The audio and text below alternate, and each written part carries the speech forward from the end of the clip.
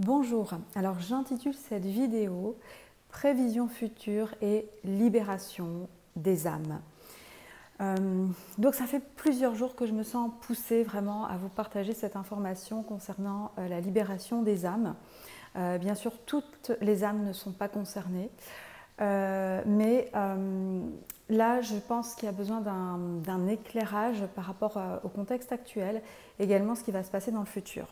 Donc cela fait, j'ai envie de dire, depuis février 2020, où j'ai des intuitions très fortes qui me viennent, des sensations et on va dire, des prévisions sur ce qui va se produire, sur ce qui allait se produire et ce qui s'est en réalité réalisé en fait dans la vie. Et je me rends compte que du coup, je me suis bien préparée à tout ce qui se passe actuellement. Parce qu'en fait, étant dans la connaissance, il y a moins d'effets de surprise et ça nous permet également, ça m'a permis en tout cas d'être plus dans mon axe, dans mon alignement, dans mon centrage. Donc ce que je vais vous partager ici par rapport à ces prévisions, je l'appelle ça comme ça pour le futur, voilà, je pense que en fait, dans cet instant présent, il y a plusieurs lignes temporelles possibles. Et ce que je vais vous partager ici, c'est la ligne temporelle vers laquelle on se dirige si l'humanité continue sur cet axe-là.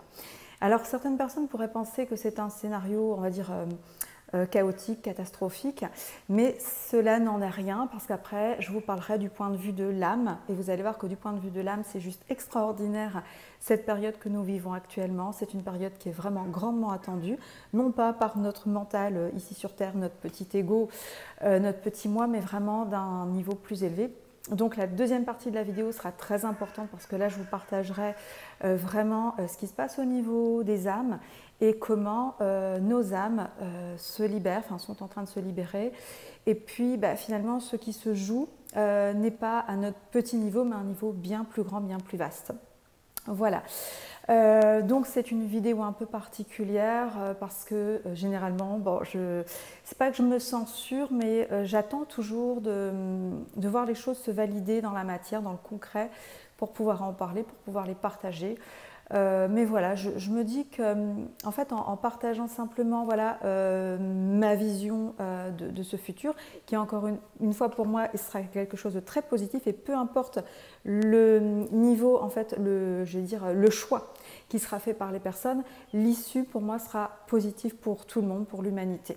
Voilà, donc c'est parti donc, par rapport à ce futur. Donc déjà, on va remettre ici le contexte actuel. C'est que là, bon, cette vidéo, elle intervient ici une semaine et quelques après l'annonce de notre président. Donc cette annonce qui a été faite le lundi 19 juillet en soirée. Alors moi, cela fait bien longtemps, ça fait bien 4 ans que je suis complètement détachée de la télé, des écrans, des médias. Par contre, l'information m'arrive tout le temps. On est toujours au courant de tout, quoi qu'il en soit, donc pas de souci. Et en fait, je vais vous dire quelque chose, c'est qu'on le ressent. On le ressent, mais donc même sans savoir les faits, sans avoir les données concrètes, on ressent les choses. Et puis, en fait, comme on est aussi dans ce monde et qu'on n'est pas coupé, même si on vit à la campagne, et voilà, on est quand même, je veux dire, même si vous vivez à la campagne et vous n'êtes pas dans le milieu urbain, dans la foule, eh bien, en fait, vous n'êtes quand même pas coupé de ce monde parce que nous vivons tous sur cette même planète Terre et puis les informations se diffusent quoi qu'il en soit.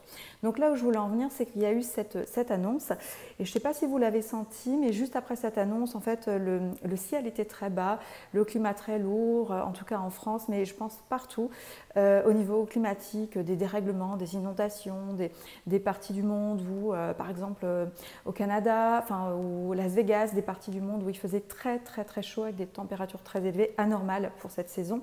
En fait, on observe en même temps ce dérèglement climatique qui arrive.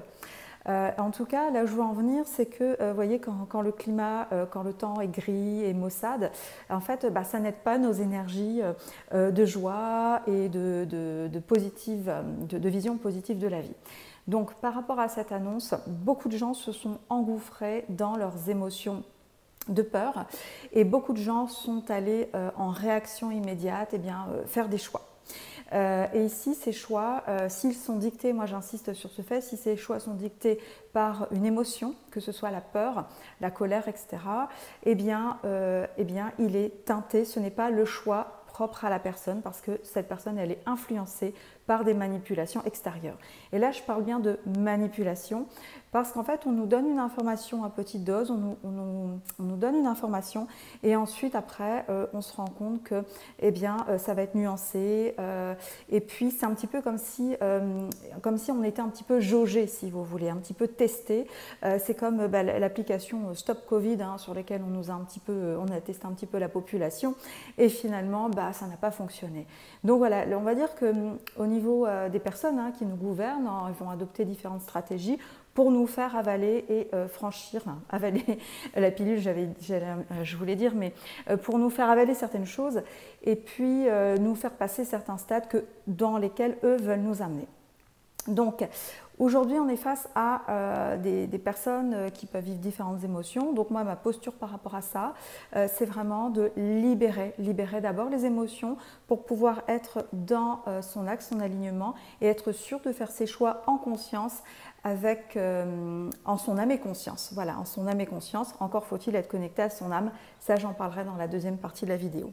Alors maintenant, par rapport à ce futur, moi, ce que je ressens fortement, c'est qu'en fait, on y va par petites doses. Donc actuellement, voilà les décisions qui sont prises, le pass sanitaire dans certains contextes, dans certains lieux de rassemblement, plus de 50 personnes, etc.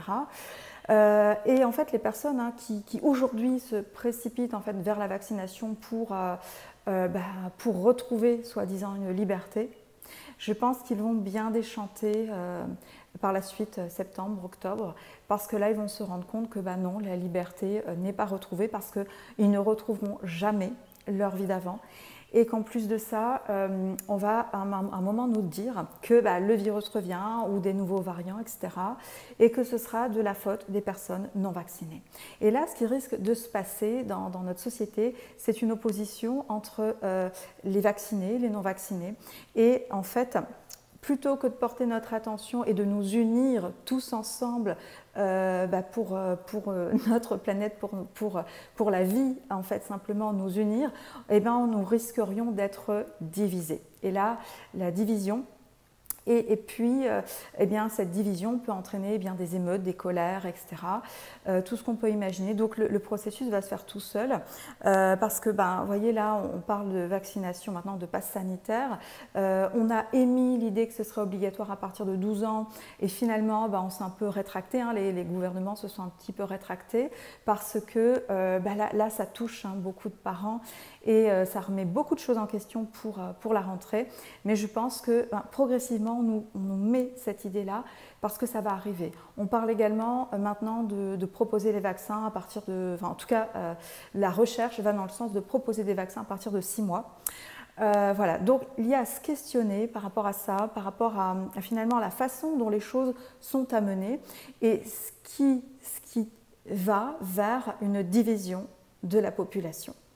Voilà, donc cette division de la population va vraiment créer là, pour le coup, les deux mondes. Et ce qu'il faut aussi savoir, c'est que nous étions, bien avant la crise Covid, dans un système économique, social, le système de santé, en fait, qui était déjà en train de s'effondrer, déjà avant. Et donc ici, c'est facile de dire que c'est à cause de la crise du Covid, mais c'était déjà présent, donc je vous amène à réfléchir là-dessus. Et là, en fait, on va se retrouver également face à la crise économique parce qu'en fait les entreprises ont eu de l'argent de l'État, les restaurateurs, voilà, tous les entrepreneurs et les employés, etc. Et là, on va se retrouver face à la véritable crise économique. On l'observe déjà, donc pour les entrepreneurs, ils observent que les matières premières, les matériaux, le coût des matériaux ont augmenté. Donc ça les oblige à augmenter le coût de leur devis. Certains me disaient, j'accompagne aussi des gens qui sont dans ce milieu-là, et certains me disaient que maintenant les devis devaient se faire finalement une semaine à la fois, parce qu'en fait le cours des matériaux varie tellement que c'est difficile de se projeter sur le long terme et établir un devis. Et c'est-à-dire que la conséquence sera aussi pour le consommateur, c'est-à-dire pour nous, hein, dans notre pouvoir d'achat, parce que ça va également avoir des répercussions au niveau de ce qu'on peut acheter, mettre dans notre caddie quand on va faire nos courses. C'est-à-dire que là, on va être confronté à la fois à une division de la population et en plus de ça, une crise économique, et puis qui va accentuer le malaise, le mal-être. Donc ici, vous voyez, je vous parlais un petit peu de ce climat, hein. Si j'en parle, c'est parce qu'il y a un lien. Il y a également, enfin, moi je suis très sensible aux énergies. À chaque fois, en fait, ce qu'il faut savoir, c'est qu'on est sur cette planète Terre et qu'il y a des grands changements, c'est-à-dire que de plus en plus de personnes s'éveillent actuellement, c'est un processus naturel, et à chaque fois c'est comme si il y avait une élévation générale des consciences et que le gouvernement, en tout cas enfin, l'extérieur, veut en fait rabaisser le niveau à quelque part. Et puis on a le climat, les faits, les événements extérieurs encore une fois à nous, qui viennent nous en remettre à chaque fois une couche. Donc c'est comme si on était un petit peu bloqué à ce niveau-là. Alors maintenant, donc par rapport à voyez ce futur, là où je veux en venir, c'est qu'il y a les personnes qui sont, donc ce n'est pas un jugement, mais les personnes qui seront conscientes, en tout cas qui ont la connaissance. Je pense qu'aujourd'hui, pour qu'on puisse faire face aux choses, il nous faut avoir de la connaissance. Donc si vous débarquez, si vous ne comprenez pas ce que je vous dis, faites simplement des recherches sur Internet. Faites vos recherches, forgez-vous votre propre avis. Je pense qu'il n'est jamais trop tard parce qu'en fait c'est la connaissance des faits qui vous permet d'appréhender vraiment les événements, donc de vous y préparer simplement. Donc je vous nommais en introduction que moi cela fait depuis plus d'un an où finalement je vis très bien les choses parce que c'est comme si la vie, en fait mes intuitions, les informations que je peux avoir me préparent, me mettent en route pour ce qui arrive, enfin pour ce qui s'est passé et ce qui va advenir. Alors maintenant, donc division, je vous ai parlé division de la population. Et clairement diviser pour mieux régner, c'est un peu ça, mais on peut, en fait, ce qu'il faut bien comprendre, c'est que comme on est face à un système qui s'effondre, ce sont toutes nos institutions qui vont s'effondrer également. Donc à un moment donné, nos dirigeants vont également s'effondrer, parce que nos dirigeants ne sont à quelque part que des marionnettes, d'accord, qui sont dirigées par des personnes, des entités, on va dire, beaucoup plus élevées qu'elles. Donc en fait, on est dans un système pyramidal où on a quelques personnes tout en haut de la pyramide qui dirigent le monde. Et ce système pyramidal, ça c'est la bonne nouvelle, il s'effondre en fait. C'est en cours, un processus en cours déjà depuis 2012, très clairement, où on avait évoqué la fin du monde. Ce n'était pas la fin du monde, c'était la fin d'un monde, mais en tout cas, cette fin n'est pas, on va dire, nette et précise. C'est une fin qui prend, c'est une transition en réalité qui prend du temps. Donc c'est la fin d'un monde pour aller vers ce nouveau monde. Ce nouveau monde, c'est celui que nous avons dans notre cœur quand nous sommes connectés à nous-mêmes, quand nous sommes reliés à notre âme et à notre source. C'est ça le nouveau monde. Et donc ici, je vous parlais de deux possibilités, d'accord, donc division de deux parts de la population. Une population qui est en pleine connaissance, en pleine confiance et qui est là pour créer ce nouveau monde, pour le bâtir, d'accord. Et cette autre partie de la population, mais il n'y a pas de jugement, je vous expliquerai après par rapport au parcours de l'âme et vous allez bien comprendre qu'il n'y a pas de bien ou de mal dans les deux postures, d'accord. Donc cette autre partie de la population qui en fait est en route pour une vision du transhumanisme. Et donc dans cette vision future, comprenez qu'aujourd'hui on nous demande le vaccin, passe sanitaire, et que dans les années, dans les mois à venir, pour faciliter, pour alléger la vie des personnes, on va proposer certainement une puce qui va vous permettre, qui va permettre à ces personnes de pouvoir rentrer dans les magasins sans montrer leurs documents, sans refaire différentes procédures. Et donc je pense que l'objectif final, c'est d'arriver à ça, c'est d'arriver à la puce électronique qui va permettre de contrôler, donc soi-disant pour la sécurité et pour l'intégrité, le bien-être des populations, qui va permettre d'avoir un contrôle. Alors navré pour cette coupure, cette interruption. Vous voyez que la vie est pleine d'imprévus. Au moment où je vous parlais du transhumanisme, mon téléphone s'est coupé. Comme quoi ces technologies en fait ne sont pas tout à fait fiables quand on en a besoin.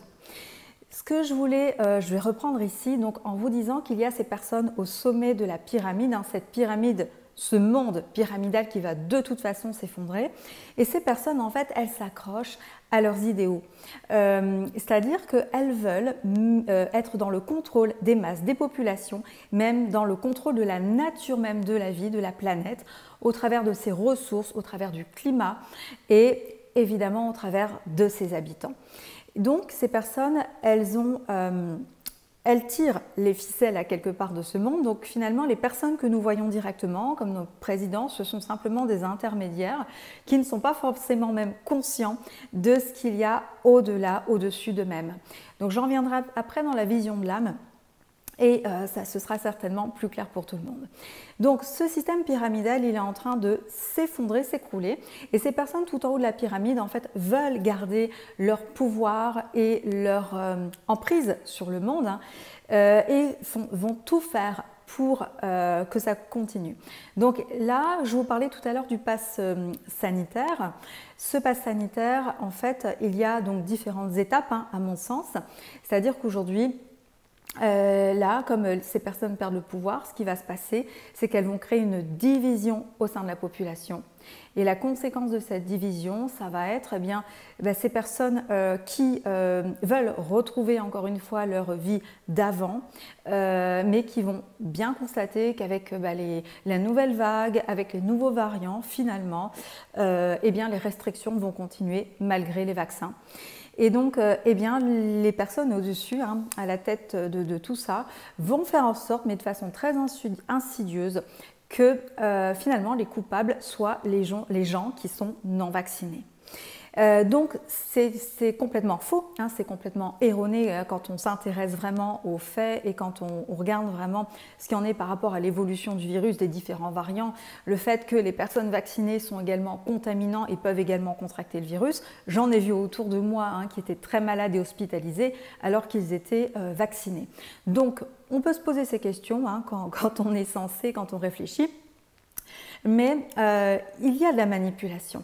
Et donc, tout dépend du point de vue finalement de la connexion que chaque être, chaque individu va avoir avec lui-même. Donc, je disais que ce système ici de manipulation est là. Et vers quoi ces êtres veulent nous faire glisser progressivement vers, vers la puce d'identification.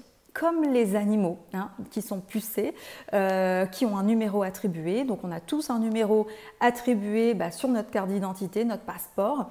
Et bien là on va aller plus loin, dans leur vision en tout cas eux, c'est d'aller plus loin. Donc à un moment donné, vous verrez que l'idée va être émise parce que pour, on va dire, faciliter la vie des populations, plutôt qu'à chaque fois, lorsque vous allez au restaurant, au cinéma, vous voulez prendre l'avion, les transports en commun, plutôt que de montrer tous vos documents, eh bien, on va vous dire que la puce, c'est quelque chose de pratique et de sécurisant, sécurisant pour vous, pour votre santé, etc.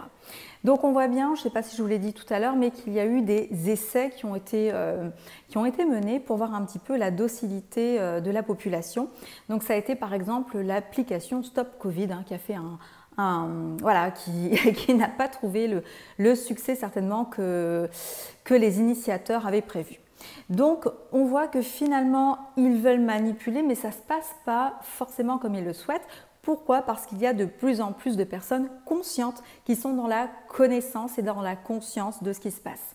Donc ce système pyramidal, quoi qu'il en soit, et peu importe que vous soyez vacciné, non vacciné, peu importe vos idées, vos idéologies, de toute façon, sachez qu'il est en train de s'effondrer. Ces personnes ici, ces êtres sont en train de perdre, entre guillemets, de perdre pied. Donc évidemment, ils vont commettre des erreurs qui vont être évidentes et flagrantes à toute personne qui se pose des questions.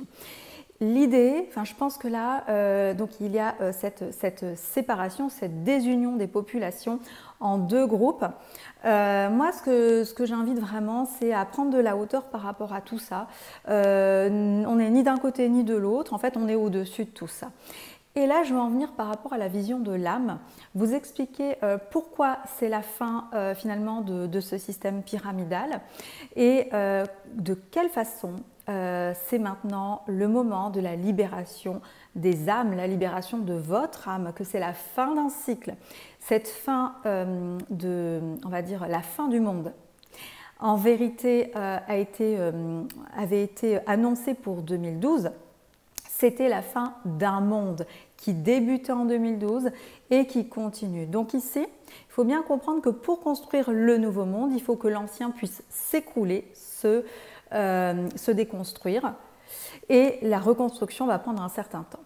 Donc il y a ces deux groupes de personnes, ces personnes qui sont profondément reliées, connectées à leur âme, qui sont déjà prêts, qui sont déjà des piliers bien ancrés sur Terre pour pouvoir amener la vision en lien avec, en reliance avec la nature, avec l'univers entier, le cosmos, et apporter vraiment une nouvelle façon de se soigner, de s'alimenter, une nouvelle façon de relationner, d'éduquer nos enfants, tout un nouveau système qui va devoir être bâti.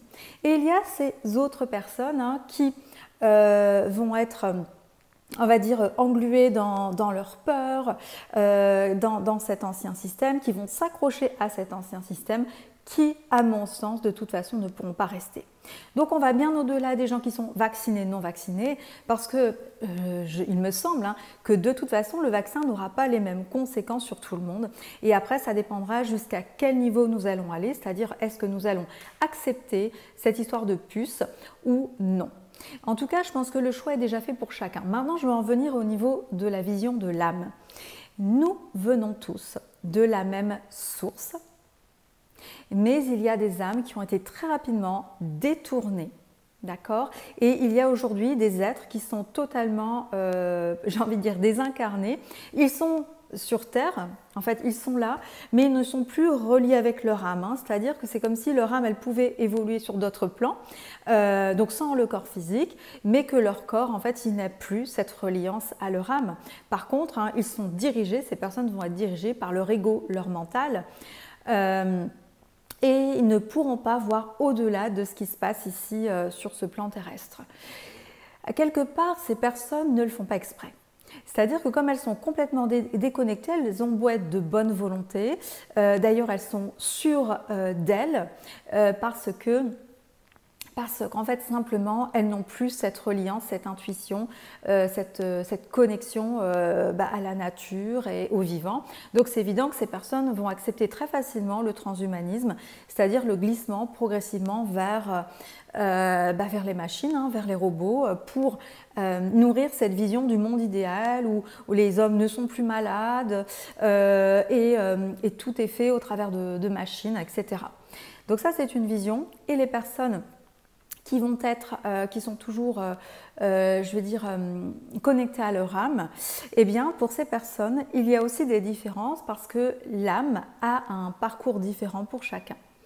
Il y a de très jeunes âmes, il y a de très vieilles âmes ici sur cette planète Terre, et il est évident que les expériences et donc les réactions ne sont pas les mêmes.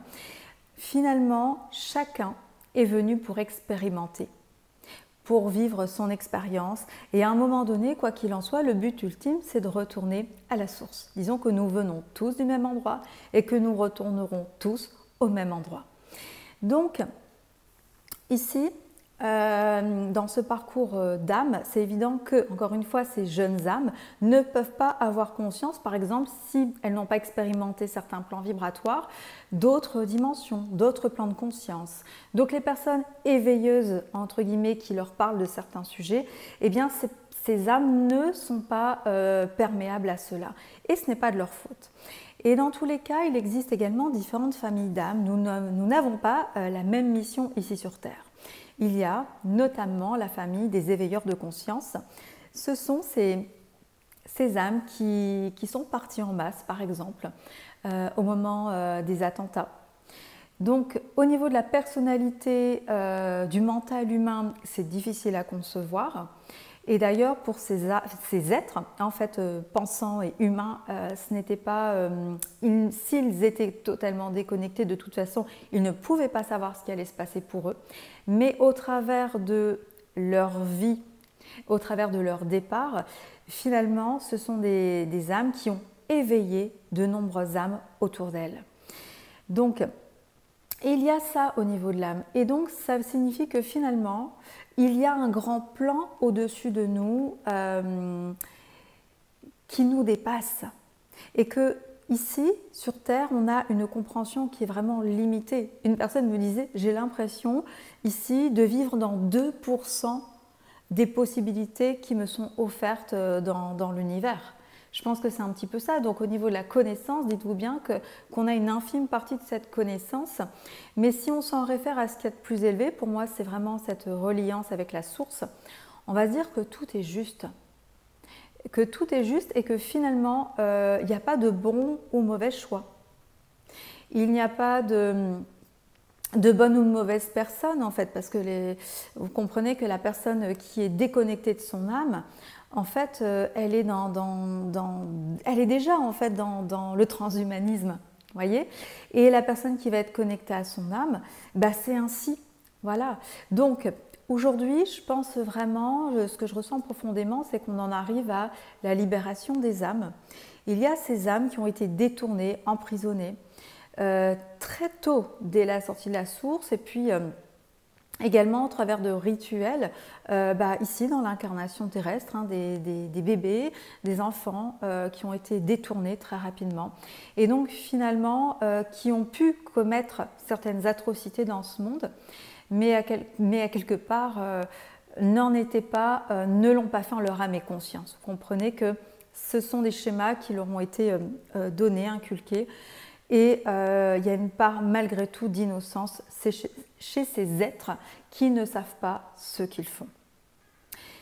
Et comment vous dire qu'au niveau de ce parcours d'âme, tout est juste parce que finalement tout va servir ce même objectif ici et maintenant, qui est l'effondrement d'un système et l'évolution. Et cette évolution donc, va aller vers la libération des âmes. Donc je parlais de ces âmes errantes, ces âmes qui ont été on va dire, emprisonnées très tôt. Et également eh bien, la libération de nos souffrances. Et ça, c'est la bonne nouvelle. En fait, comme on est dans un monde qui ne nous convient pas, évidemment, il y a de la souffrance. Parce qu'en plus, on nous a fait croire que le problème venait de nous.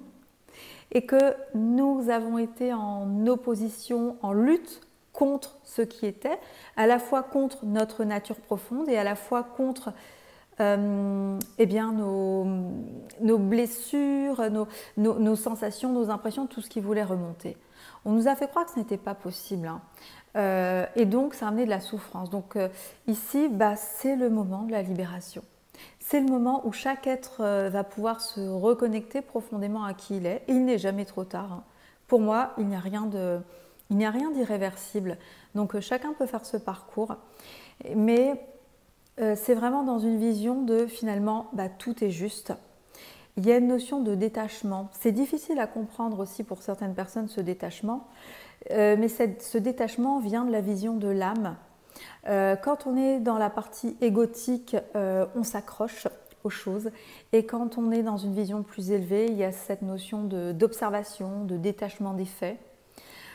Voilà, donc je pense que foncièrement ça passe par la connaissance de ce qui est en train de se passer et également l'acceptation de ce que l'on ressent. Et donc maintenant, point important par rapport à la libération de votre âme, eh bien il s'agit d'être dans votre vérité. Voilà, de ne plus vous voiler la face, de ne plus vous cacher, d'accepter ce que vous ressentez, d'accepter qui vous êtes. D'accepter pour beaucoup d'entre vous votre sensibilité, d'accepter vos émotions. Alors si en cette période actuelle, qui est en fait aussi l'occasion d'un grand nettoyage, vous ressentez des émotions difficiles, douloureuses, surtout, ne remettez pas le couvercle dessus. Il faut que ça puisse sortir de vous. Comprenez que ces émotions, elles sont ici dans votre corps, dans votre système, il faut que ça sorte de vous. Et quand je parle de guérison, je parle bien de la guérison de l'âme, de la libération de l'âme. Il y a un décalage en fait entre ce qui se passe dans l'énergie et ce qui se passe concrètement dans la matière. Mais auprès des personnes que je peux accompagner, j'invite vraiment à l'observation de ce qui est, à l'observation des faits et le fait de voir que finalement ce qu'on va poser comme action a un résultat qui est concret. On n'est plus dans une spiritualité abstraite, ici on va voir les choses concrètement, on va les ressentir concrètement. Donc la libération passe par enlever les voiles, enlever les lourdeurs à l'intérieur de nous. Donc c'est un processus qui nécessite en fait de passer par des stades très douloureux, d'où la période que nous vivons actuellement pour permettre aux âmes qui sont prêtes de se libérer. L'être humain est ainsi fait, c'est-à-dire que tant que tout va bien, il ne se remet pas en question, il ne se pose pas les questions, il ne cherche pas plus loin que le bout de son nez. Et finalement, c'est face à la difficulté, à la souffrance, que là, il se réveille. Je parlais tout à l'heure des départs en masse par rapport à ces familles d'âmes qui étaient des éveilleurs de conscience. Eh bien, voilà, là c'est pareil, on est face à quelque chose qui arrive en masse, c'est même pas, c'est au niveau planétaire.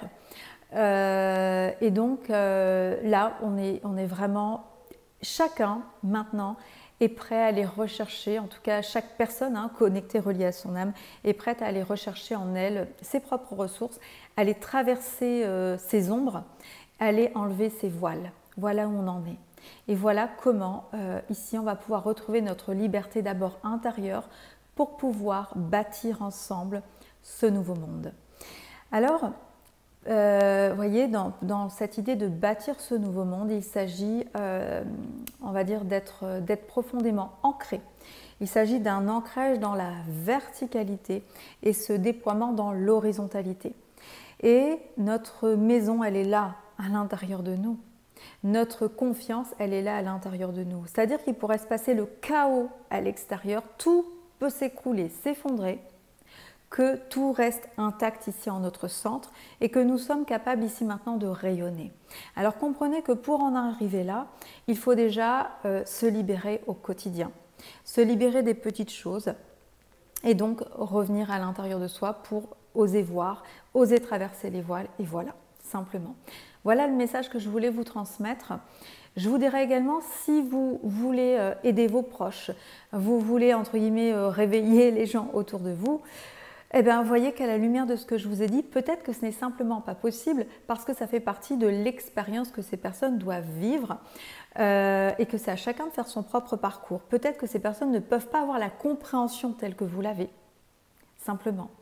Alors là, je vous dirais que vous avez un travail à faire, vous, pour accepter cela et ne pas contraindre les autres, que ce soit d'un sens comme de l'autre, ne pas contraindre les autres à votre vision, simplement la partager, être dans votre vérité, c'est-à-dire qu'on enseigne par l'exemple. On enseigne par l'exemple, ce ne sont pas que des bonnes paroles, c'est également une façon de vivre, une façon de communiquer, d'être avec les personnes, d'être dans ce monde. Voilà comment on enseigne et comment on peut apprendre aux autres, enfin en tout cas comment on peut les éveiller, encore une fois, au moment où elles seront prêtes. Et de toute façon, donc ces âmes qui de toute façon vont partir, comprenez que c'est très juste pour elles parce que si elles partent, c'est pour revenir ensuite et pour continuer leur parcours d'âme. Donc comme on va se placer, on prend de la hauteur, on se place dans ce cycle de vie en fait. À mon sens, aujourd'hui, on peut sortir de ce cycle, d'accord, ce cycle perpétuel. Mais évidemment, les âmes qui ont besoin d'expérimenter vont retourner encore, elles vont revenir sur Terre, il n'y a pas de souci, ou sur d'autres plans en tout cas, qui va leur permettre d'apprendre. Et c'est comme ça, c'est le grand jeu de la vie. Et donc, voilà. C'est la vie qui va continuer, nous en sommes à un changement important au niveau de notre monde. Encore une fois, donc cet écroulement de cet ancien système pour que nous puissions bâtir ce nouveau monde. C'est une période vraiment attendue depuis très très très longtemps.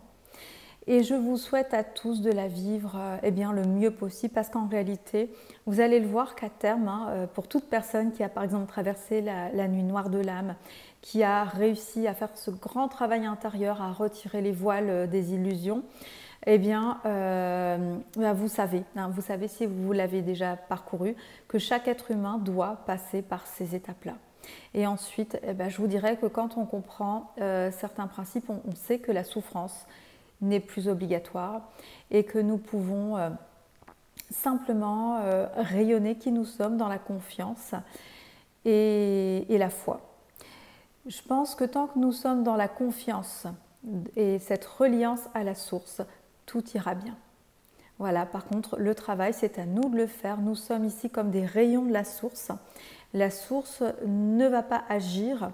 C'est à nous en tant que, on va dire, manifestation ou intermédiaire peut-être. C'est à nous d'agir dans la matière. C'est à nous, donc tout en étant reliés, inspirés par la source, mais c'est à nous d'amener les actions concrètes et de construire ce nouveau monde qui va arriver.